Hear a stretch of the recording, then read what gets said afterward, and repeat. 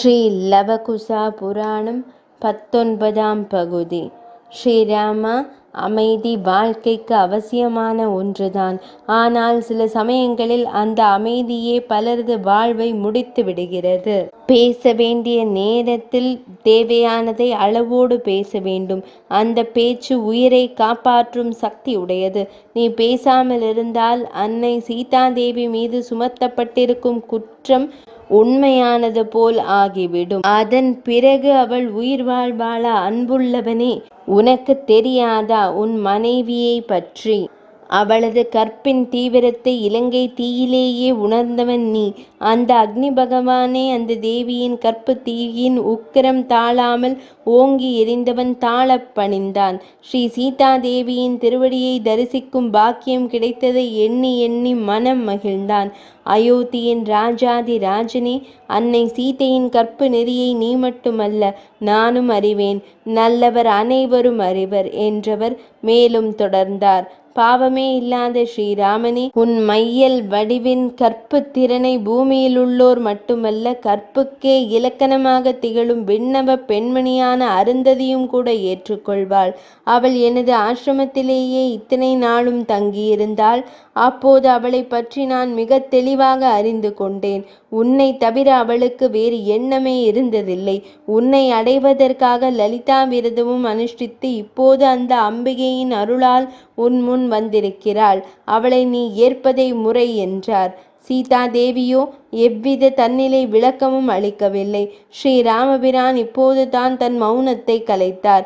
முனிவர் பெருமானே, தாங்கள் கூறியது போல் என் மனைவி கற்பு நெறி தவறாதவள் என்பதை வானவர்களும் நானும் முன்பேயே அறிவோம். ஆனால் கடல் சூழ்ந்த இந்த உலகில் உள்ள மக்களில் ஒரு பகுதியினருக்கு அவளது கற்பு நெறி மீது ஏற்பட்ட சந்தேகம் நீங்கினால்தான் நான் அறிந்ததை இந்த உலகமும் அறியும். எனவே சீதாதேவி மீண்டும் தன் கற்பு திறனை இந்த பூ உலகில் உள்ளோர் அறியும்படியாக நிரூபிக்க வேண்டும். சீதா மீண்டும் நெருப்பில் இறங்கியாக வேண்டும். அப்படி நிரூபித்தால்தான் நான் அவளை ஏற்க முடியும் என்றார். தன் வாழ்வில் பல முறை நொறுங்கி போயிருக்கும் அன்னை சீதாதேவி இப்போது தவிடு பொடியாகிவிட்டாள். கட்டிய கணவர் என்னை நம்புகிறாராம், விண்ணுலக தேவர்கள் என்னை நம்புகிறார்களாம். இதோ இங்கிருக்கும் வால்மீகி முனிவர் என் கற்பு திறனை அருந்ததியை விட உயர்ந்தது என்று சான்று வழங்கி இருக்கிறாராம். ஆனாலும் ஊரார் சொல்வதுதான் பெரிதாக போய்விட்டதாம். இலங்கையில் அத்தனை பேர் முன்னிலையில், வானரங்கள் முன்னிலையில் என்னை சந்தேகம் கொண்டு நெருப்பில் இறங்கச் சொன்னார் என் நாயகர். நானும் எனது கற்பு திறனை நிரூபித்து விட்டாலும், என் உடலை நெருப்பு சுடாவிட்டாலும் என் மனம் சுட்டதே. அந்த மனச்சூடு தணியும் முன்பு மீண்டும் ஒரு முறை யாரோ கூறினார்கள் என்பதற்காக ஒன்றுமே சொல்லாமல் காட்டுக்கு அனுப்பிவிட்டார். இப்போது மீண்டும் தீயில் இறங்கு என்கிறார். நாளை வேறு யாராவது சந்தேகப்பட்டால் மீண்டும் அக்னிக்குள் குதிக்க வேண்டும் என்பார். இதைவிட நான் இறந்தே போகலாம். நான் இந்த பூமியில் வாழ விரும்பவில்லை. அவளது மனக்குமுறல் அவளை பெற்ற தாயான பூமி தேவியை உருக்கிவிட்டது. சீதா தேவியை ஜனக மகாராஜா தான் செய்த யாக நிலத்தை பொன் ஏர் கொண்டு உழுத போது கிடைத்தவள் என்பதால் அவள் பூமாதேவியின் மகளாகிறாள். ஜனகரும் அவர் மனைவி சுனைனாவுமே சீதாவை வளர்த்த பெற்றோர் என்பதை நினைவுபடுத்திக் கொள்ள வேண்டும்.